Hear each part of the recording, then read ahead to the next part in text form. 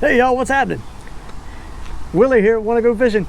We got a new episode of Tailgate Talk coming up. You're going to want to see this one. It's going to be interesting. We're going to do what we call a stop, drop, and roll. We're going to stop at the flea market, drop some money, and roll out of there whatever it is we bought, fix it on the tailgate of the truck, and go fishing right there on the spot. You're going to want to see this. See you there. Today, we are going on a little bit of an adventure. We are going to do a revival, hopefully. And when I say hopefully, what I mean is we are going to go to the Stagecoach flea market, where I tend to find a lot of my vintage or just equipment that needs to be revamped, so to speak. And we're going to try to find something on the table, a table, that's worthy of being repaired, fixed, used, whatever, and repair it literally on the tailgate of the truck, put it on a rod, and take it fishing all the same day. So we're going to revive a reel and go fish with it. I have two rods with me. I have a spinning rod and a casting rod, so for whatever we find. And I've got line, I've got tools, grease, oil, whatever we need, and hopefully revive a reel and take it fishing all in the same day. Cross your fingers, because you never know what you're going to find at the flea market. See you there.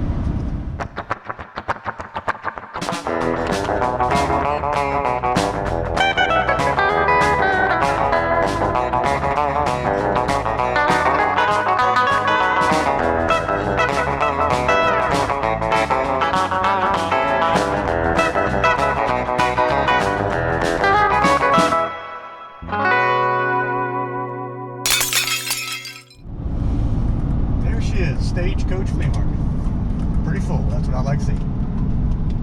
We are going to stop, drop, and roll. We are going to stop, find what we need, drop some money, and then roll with it. Alright. Going with these two. Alright, 10 and 5. I got a 20 there. Alright. Alright, well thank you, man. I appreciate it. It's going to get used. That's right. Today. Somebody use it and just sit there. That's gonna happen today. Ugly stick.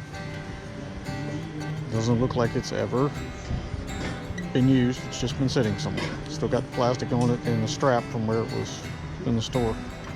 All right, well we'll go with this one. Okay, buddy. $5. Yeah. All right. Thanks, sir. I appreciate it. Y'all have a good day now. All right, here we got it laid out. This is the after the flea market. Okay.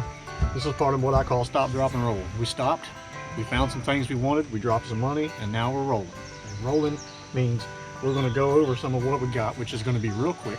And we're just going to pick one, which I've already picked in my head, which one we're using. Clean it up, take it out, and use it. Which is really cool because the one that I wanted to use, which I've decided to use, I don't need to use the poles that I have, the rods that I have. So let's just go over what we got real quick. Okay, this is a Berkley 415. It's older, obviously. The old spinning reel, the old number 415. Okay, it's got some issues. I know what they are, but we're not going to use this out here today. We'll fix this one up for another time. But it's all complete. It works. It functions. It just needs to be tightened up and taken care of to be able to actually take it out on the water and use it. That was $5. $5. Okay. This was at the same guy. This is an Omega 44. It is really the Zebco 33 Classic before it became the Classic. Okay, that's what this is. It all appears to be functioning. We're going to take this one apart, clean it up, and use it. Now this was $10 for the rod and the reel. The rod is a G-Shock, a Daiwa. Really not overly sure too much about it.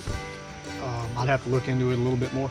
But what we're going to use is, this is an ugly stick. Okay, I bought this literally just for the rod.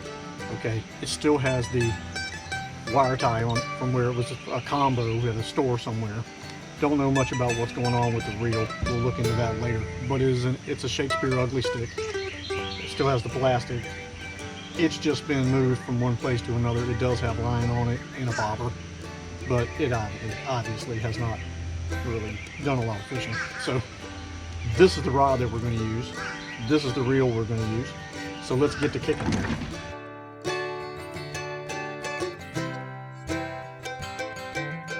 We'll have to look into this reel. I'm not sure. This says Shakespeare Pro-Am, and if it came on the rod, chances are it's not hitting on much. So anyway, there's our rod. Extremely whippy. You can hear that or not. But anyway, yeah, we're going to use this. We're going to cut this old plastic off of here.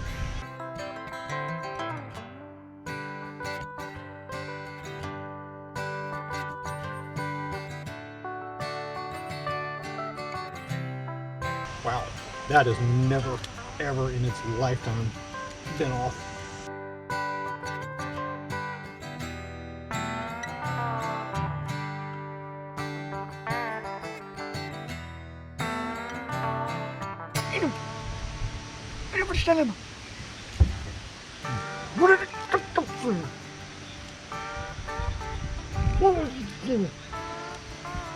Yeah, that's never been off ever in its.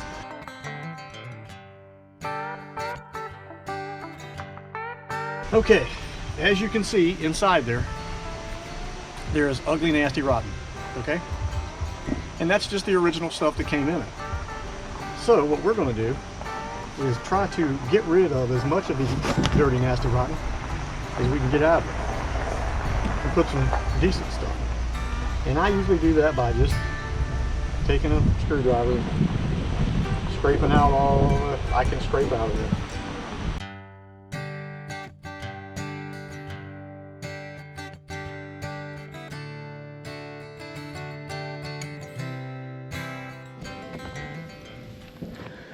All right, this very well could be the wrong time of day, but we're going to try anyway. We had a pretty nasty storm last night, so the water's all stirred up.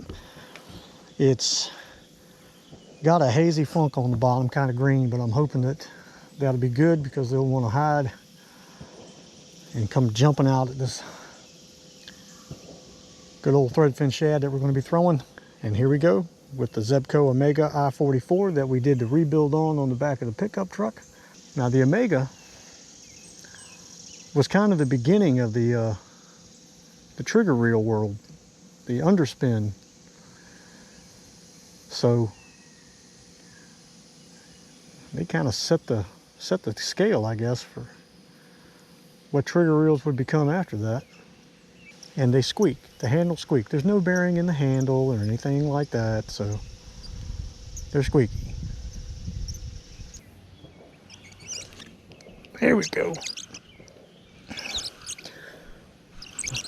You just can't outdo the purple worm, I'm telling you, no matter what you try or do.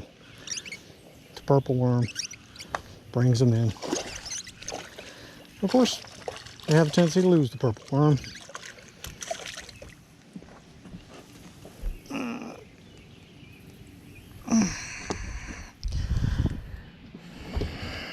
You swallowed that hook, didn't you? And that was our first full-size fish.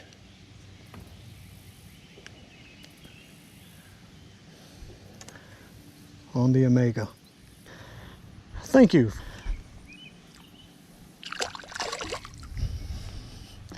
See you later. Now, I will tell you one of the hang-ups of these reels is that screw right there. If you do not check on that screw every so often and make sure that that screw is in there tight,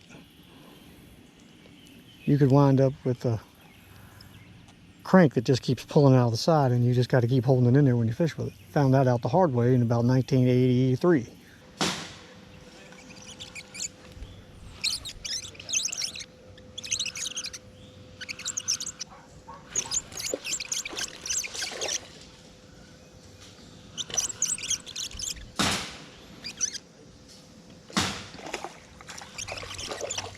Right in the middle.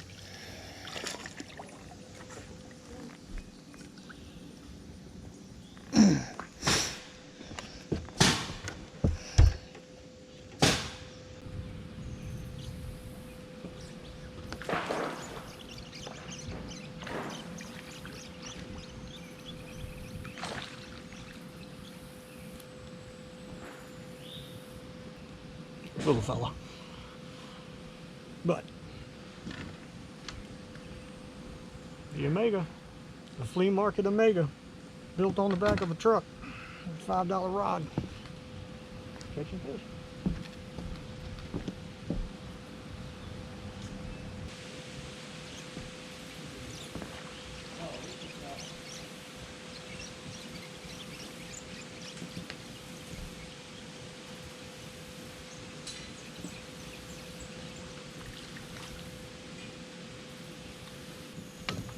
Hey, hey, hey.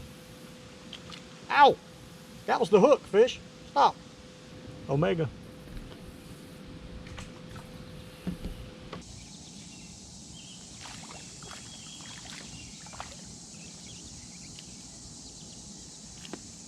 Little guy hit while I was bringing it in.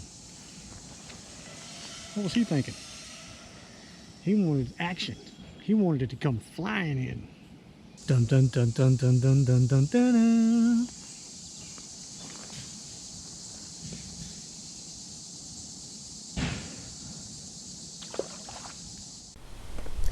So, what did you think about the first stop, drop, and roll? Stop, drop some money, roll with what you get, work on it on the truck, get it functioning, and get out to the water and fish, all in the same day. I just think that's fun. That's a great thing to do. It didn't hardly cost anything. Let's take a look at this thing right here and we'll talk about that. This is a Zebco Omega 144. I know them. We called them trash cans when we were kids, my cousin and I, when these things first came out, because they looked just like a big garbage can. Or they actually looked like a trash can you'd see in the hallway of a school or something, you know, with the little hole at the top where you put your trash in and they just sit on the floor. So we just got to calling them garbage cans.